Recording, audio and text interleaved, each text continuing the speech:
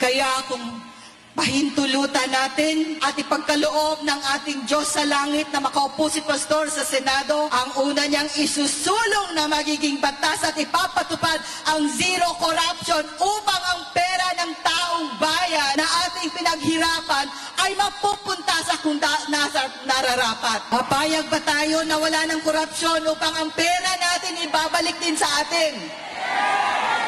Si Pastor at ang kanyang mga kasamahan, tandaan natin, yun ang kanya isusulong. At napakaraming programa ni Pastor para sa education, para sa health. Napakaraming programa ang nakahanda. Bakit ko nasabi to? Hindi ito pangako. Buhay na namin to.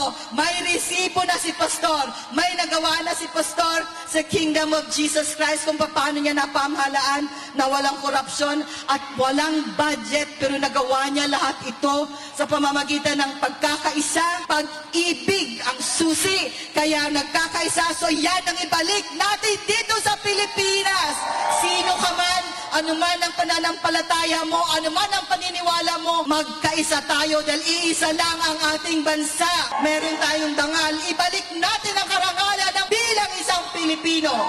Kaya na palagi niyang sinasabi, ang aking paglilingkod, ang aking buhay para sa Diyos at sa Pilipinas.